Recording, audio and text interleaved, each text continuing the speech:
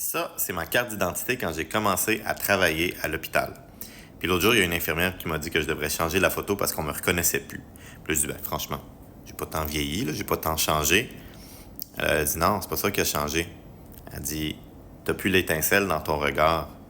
Elle dit, sur cette photo-là, on voit encore le petit gars qui voulait changer le monde.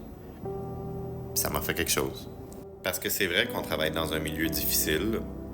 Puis pas juste moi, je regarde autour de moi, il y a beaucoup de collègues qui se sont éteints en raison des conditions de travail, en raison de la frustration par rapport à un système de santé qui n'est pas au meilleur de ce qu'il pourrait être et qui n'offre pas le meilleur service qu'il pourrait offrir aux patients et à la population. Puis je vous parle de ça parce que je suis inquiet. Ça fait 2 projets de loi qu'on dépose qui vont avoir un impact sur le moral des troupes. Je vous parlais de la naïveté des jeunes. Le projet de loi 83 qui force les médecins et les jeunes médecins à rester au Québec au terme de leur formation. Je sais qu'il y a beaucoup de gens qui sont en faveur de ça dans la population.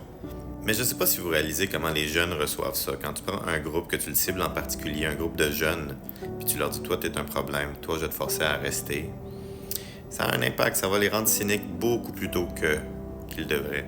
Puis avec le projet de loi 106, quand t'as ton boss, le ministre de la Santé, nous dit qu'on travaille pas assez, que le vendredi à 16h, on quitte, alors que je suis en train de vous parler un samedi soir en direct de l'hôpital, ben c'est blessant, c'est insultant, puis ça fait mal. Mais j'ai espoir que mes collègues et moi allons trouver la force de résister un peu cette mauvaise passe politique et sociale où notre réseau de la santé et ceux qui y œuvrent sont malmenés. Puis je vais vous dire pourquoi. Parce que, un, il n'y a personne qui est gagnant d'être malheureux, puis de ne pas s'amuser dans son travail, de ne pas s'accomplir dans son travail.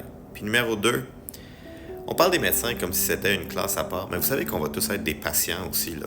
C'est dans mon intérêt que ce système de santé fonctionne bien.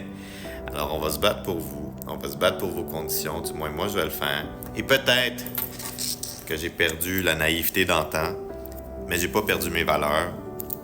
J'ai pas perdu mes principes. Et j'ai certainement pas perdu espoir de faire du système de santé québécois le meilleur système de santé au monde pour les patients, pour la population et pour vous. Mais je suis curieux. Est-ce que toi, dans ton travail, tu as l'impression d'avoir perdu ton désir de changer le monde, ton étincelle? Écris-moi ça en commentaire.